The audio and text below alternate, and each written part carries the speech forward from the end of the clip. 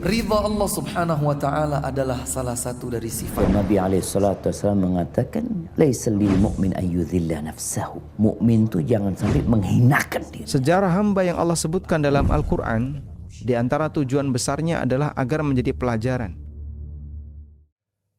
Bismillahirrahmanirrahim. Assalamualaikum warahmatullahi wabarakatuh. Alhamdulillah hamdan katsiran tayyiban mubarakan fih kama yuhibbu rabbuna wa yardah.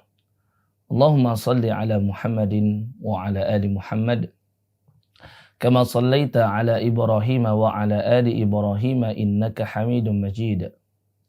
Wa barik ala Muhammadin wa ala ali Muhammad kama barakta ala Ibrahim wa ala ali Ibrahim innaka Hamidum Majid.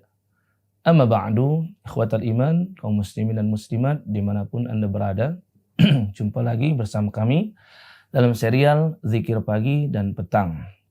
Dan insya Allah pada episode kali ini kita akan membahas tentang kalimat yang biasa kita baca di waktu pagi dan petang. Ya Hayyu Ya Qayyum birahmatika astaghith aslih li sya'ni kullah wala takilni ila nafsi tarfata ain. Pertama kita melihat terlebih dahulu takhrij daripada hadis ini ditemukan di dalam kitab Al-Mustadrak milik Imam Al-Hakim. Kemudian juga lafal ini ditemukan di dalam kitab Al-Imam An-Nasai, namun bukan di dalam kitab sunannya, berada dalam kitab beliau yang bernama Amalul Yaumi wal Lailah. Amalan sehari satu malam. Artinya amalan-amalan yang dianjurkan oleh Rasulullah SAW dalam sehari semalam. Dan ditemukan hadis ini berada pada jalur sahabat Nabi SAW yang mulia yang bernama Anas bin Malik radhiyallahu ta'ala an. Nah, hadis ini diceritakan oleh Anas bin Malik bahwasannya Rasulullah SAW pernah bersabda dan berpesan kepada putri beliau Sayyidah Fatimah radhiyallahu taala anha, yang mana putri beliau itu adalah di antara pemimpin para penghuni surga dari kalangan wanita kelak nanti. Nah, kata beliau, Rasulullah SAW bersabda kepada Sayyidah Fatimah, "Ma yamna'uki an tasma'i ma usiki bih an taquli idza asbahti wa idza amsayti ya hayyu ya qayyum birahmatika astaghith aslih li sya'ni kullah wa la takilni ila nafsi tarfata ain." Yang artinya, wahai putriku Fatimah, apa yang mencegahmu untuk mendengar wasiat yang akan aku berikan kepadamu? Artinya perkataan Nabi SAW ini menunjukkan penekanan agar Sayyidah Fatimah putri beliau itu betul-betul fokus mendengar apa yang dipesankan oleh Rasulullah SAW. Ya, yaitu kata Nabi, antaquli idza asbahti wa idza amsayti. Hendaklah engkau mengucapkan di waktu pagi dan petang hari kalimat yang tadi, ya Hayyu Ya Qayyum, wahai Allah yang maha hidup, dan Al-Qayyum yang maha berdiri sendiri dan maha mengurusi segala urusan makhluk.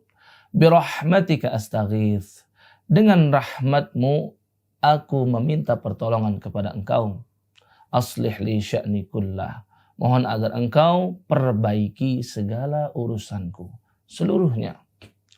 Wala takilni ila nafsi tarfata ain, dan jangan sekali-kali engkau serahkan urusanku ini sepenuhnya kepadaku, tarfata ain, walaupun dengan sekejap mata saja. Artinya ungkapan ini menunjukkan agar engkau ya Rabb senantiasa menolongku dalam segala urusanku. Ya. Nah, apa saja yang bisa kita ambil faidah daripada kalimat yang agung ini? Yang pertama, bahwasannya Nabi SAW mengajarkan kepada kita selalunya memuji Allah terlebih dahulu sebelum meminta kepadanya. Dan ini sudah pernah kita bahas di pertemuan-pertemuan sebelumnya dengan kaidah at-takhliyah qabla at-tahliyah, yang artinya mengosongkan terlebih dahulu permintaan kita untuk kita isi dengan memuji Allah Subhanahu wa taala. Kemudian qabla at-tahliyah, sebelum mengungkapkan permohonan kita kepada Allah Subhanahu wa taala. Dan ini berdasarkan hadis Nabi sallallahu alaihi wasallam dari sahabatnya yang bernama Fadalah bin Ubaid radhiyallahu taala anhu, bahwasanya Rasulullah SAW bersabda,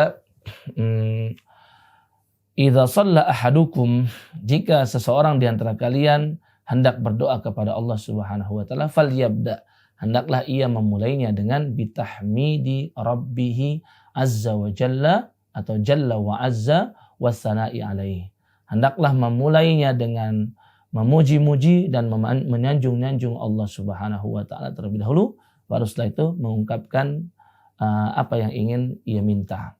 Nah, dalam hal ini kita puji Allah dengan Asmaul Husna Al-Hayyu, yang maha hidup. Tentunya kita mengetahui Allah Subhanahu wa taala maha hidup, tidak pernah mati, sedangkan makhluknya sudah Allah tetapkan pasti semuanya akan mati.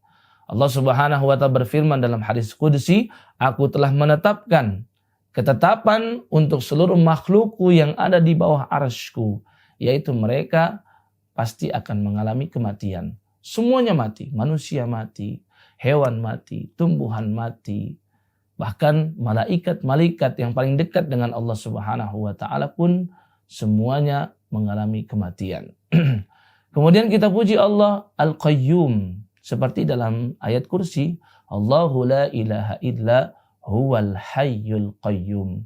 Para ulama menerangkan makna Al-Qayyum itu yang berdiri sendiri, tidak membutuhkan yang lain. Allah tidak bergantung kepada siapapun, sedangkan hambanya senantiasa bergantung kepada Allah Subhanahu wa ta'ala. Al-Qayyum juga maknanya Allah mengurusi segala urusan makhluknya. Dari benda yang mati, benda yang hidup, semuanya Allah yang telah mengatur. Sehingga semuanya berjalan sesuai dengan kehendak Allah Subhanahu wa ta'ala. Allah berfirman di surat Ar-Rahman, surat ke-55, di ayat ke-29. Yas'aluhu man fis samawati wal ard kulla yaumin huwa fi sya'n. Meminta kepada Allah Subhanahu wa ta'ala semua yang ada di langit dan semua yang ada di bumi. Kemudian kulla yaumin huwa fi sya'n. Di setiap hari Allah senantiasa sibuk, yaitu sibuk untuk mengurusi urusan hambanya, sehingga tidak mungkin Allah itu tidur dan Allah tidak mungkin mengantuk. La ta'khudhuhu sinatu wala naum. Kemudian birahmatika astaghits. Di sini kita meminta istighatsah. Istighatsah dan isti'anah hanya kepada Allah Subhanahu wa taala. Setiap hamba Allah yang beriman akan mengerti bahwasannya ketika ia gantungkan urusannya kepada makhluk Allah, maka ia akan mengalami kekecewaan. Satu kali mungkin sukses dan sesuai dengan keinginannya. Yang kedua kali mungkin sama. Yang ketiga kali mungkin temannya, orang tuanya, dan siapapun yang terdekat dengannya akan mampu menyelesaikan urusan dia.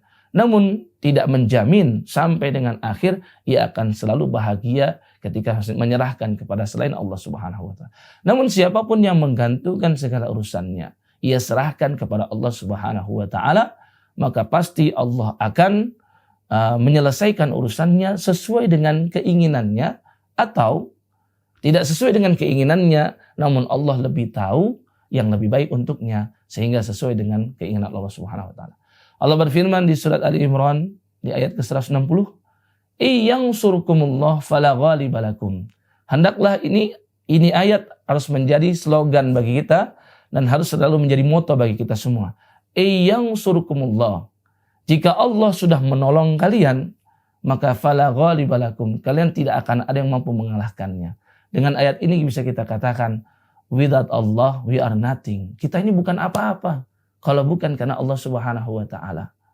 Allah yang memberikan kita rizki, Allah yang mengatur segala urusan kita dalam pekerjaan kita, pekerjaan rumah tangga kita, bahkan dalam urusan mendidik anak-anak kita, itu pun juga kita serahkan kepada Allah Subhanahu wa ta'ala. Tetap dengan wasilah-wasilah yang Allah berikan. Maka kita harus mengerti bersama bahwasannya ketika seseorang sudah menyerahkan dan menggantungkan urusannya hanya kepada Allah Subhanahu wa ta'ala, maka ia akan senantiasa berbahagia di dunia ini dan kelak nanti di akhirat juga. Demikian faedah yang bisa kami sampaikan. Mudah-mudahan bermanfaat bagi semuanya. Marilah kita tutup dan kita lafalkan subhanakallahumma bihamdika Asyhadu an la ilaha illa anta astaghfiruka wa atubu ilaik. Wassalamualaikum warahmatullahi wabarakatuh.